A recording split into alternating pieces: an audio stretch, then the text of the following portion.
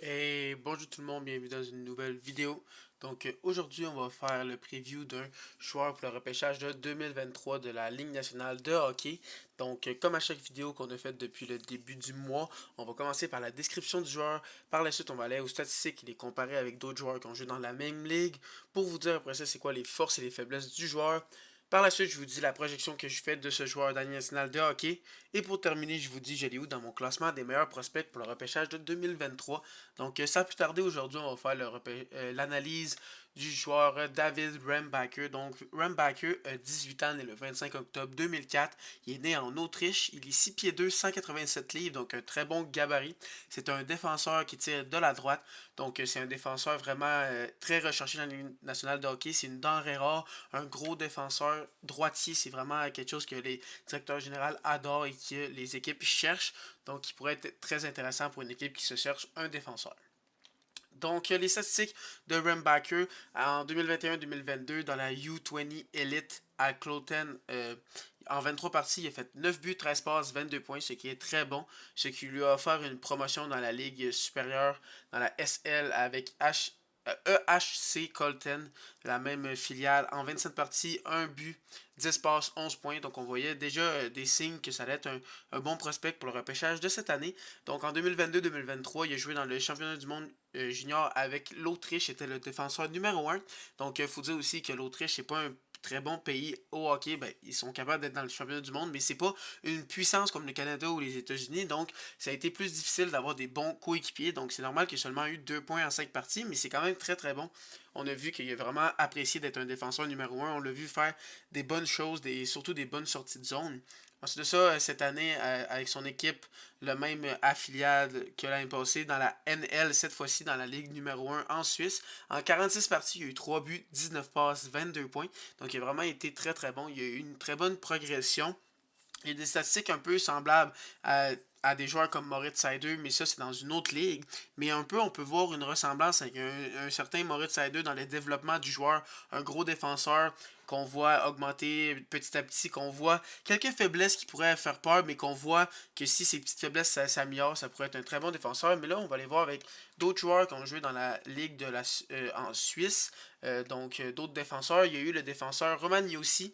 En 42 parties, il avait eu 7 buts, 17 passes pour un peu meilleur point par match que Rembacher. Et lui, il avait été repêché en deuxième ronde en 2008. Mais il faut dire aussi que Roman Yossi, maintenant, on sait qu'est-ce que ça l'a donné. Pour un joueur qui a quasiment le même nombre de points par match, c'est très bon. Ensuite de ça, il y a JJ Moser, que lui, ça a vraiment été, comme vous pouvez voir, vraiment moins bon. Et on peut voir que JJ Moser est quand même un défenseur top 4, qui a été repêché en deuxième ronde en 2021. Donc, on peut dire que Rembacher a des très bonnes statistiques, surtout que Rembacher est un joueur plus complet que Roman Yossi à ce stade-là dans leur carrière. C'est pas juste le nombre de points, c'est aussi tout l'aspect défensif que Rembacher apporte et le fait qu'il est très grand et très gros. Si on regarde, c'est quoi les forces et les faiblesses de David Rembacher. Donc, premièrement, ses forces, c'est que défensivement, il a un très bon bâton. Il a pas peur d'utiliser son corps aussi pour bien protéger la rondelle et qu'elle la passe pas. Donc, d'aller travailler dans les coins, de arrêter les attaques avec son bâton dans des 2 contre 1, c'est une de ses forces. Ça va aussi avec son positionnement. Donc, il est bien placé pour bien utiliser son corps et son bâton. Tout ça vient un peu ensemble. Ensuite de ça, il y a quand même un bon tir. Je trouve qu'il l'utilise pas assez souvent, mais quand il l'utilise, c'est quand même un très bon tir. Ensuite de ça, une très bonne première passe de sortie de zone. Il fait des très belles sorties de zone. Comme ça va avec sa défense et son positionnement, il a un très bon physique. Il utilise bien de bonne façon. Et aussi un très bon patin. Comme j'ai dit, ses passes de sortie de zone aussi. Il est capable de lui-même sortir la rondelle de la zone. Mais si on regarde c'est quoi ses faiblesses, c'est que oui, il utilise bien son corps, il positionne bien, il a un bon corps, mais des fois on voit que peut-être qu'il manque un peu de force, il faudrait peut-être qu'il travaille là-dessus, mais pour des jeunes joueurs, c'est souvent le cas. Et aussi des fois, il essaye trop d'en faire, puis ça fait qu'il se commet trop, il essaye trop d'aller faire le jeu, que des fois ça le fait qu'il peut être pris à dépourvu parce qu'il s'est trop commis dans l'action. Donc là, c'est deux faiblesses qui peuvent facilement se régler, que ça arrive souvent avec des jeunes joueurs, ils essayent trop d'en faire, surtout si il était un des défenseurs les meilleurs avec une équipe moins forte, comme avec l'Autriche, au championnat du monde junior, c'est des trucs qu'on pourrait remarquer. Donc, c'est pas des trucs que j'ai peur dans le futur, c'est des trucs qui pourraient facilement améliorer. Et c'est pour ça que il pourrait attirer plusieurs directeurs généraux de la Ligue nationale de hockey.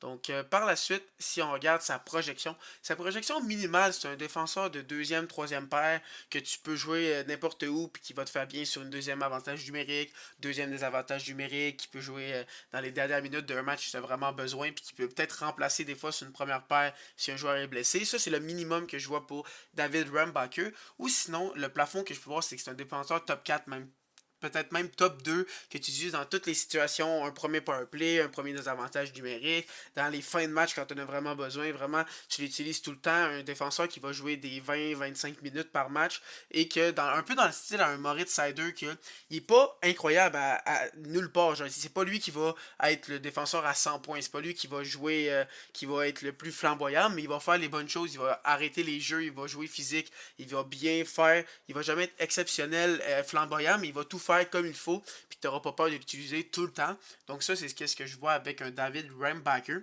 Et pour terminer, où que je l'ai dans mon classement. Donc, premièrement, pour les classements des analystes, au total, si on fait la moyenne de tous les classements, il est 11e. Donc, quand on peut le voir, il est entre la 8e place et à peu près la 15e place en moyenne. Donc, il y a 2-3 personnes qui l'ont 20e. Mais sinon, c'est vraiment entre 8 et 16 plus principalement. Donc, c'est vraiment souvent le premier ou le deuxième défenseur dans les classements des autres équipes. Donc, où que moi, je l'ai dans mon classement. Donc, moi, je l'ai dans la tier numéro 5. Donc, la première tier avec seulement Bedard. Deuxième tier avec Fantilli Michkov. Troisième tier, Leo Carlson tout seul. La quatrième tier avec Smith, Benson, Leonard.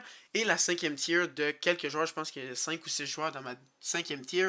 Et je l'ai à la 9e position. C'est pour moi le défenseur numéro 1 de mon classement. Donc, c'est lui que je vois être le meilleur défenseur. Donc, ça se peut qu'il soit repêché plus haut dans le classement s'il y a des équipes qui se recherchent des défenseurs comme un peu les Coyotes à la 6e position. Ça pourrait être une équipe qui serait intéressée.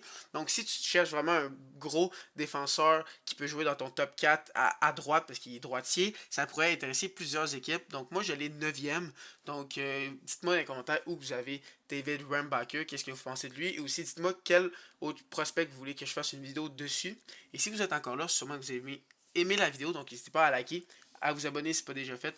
Et cliquer sur la petite cloche pour savoir quand je vais faire d'autres vidéos. Et sur ce, bonne fin de journée.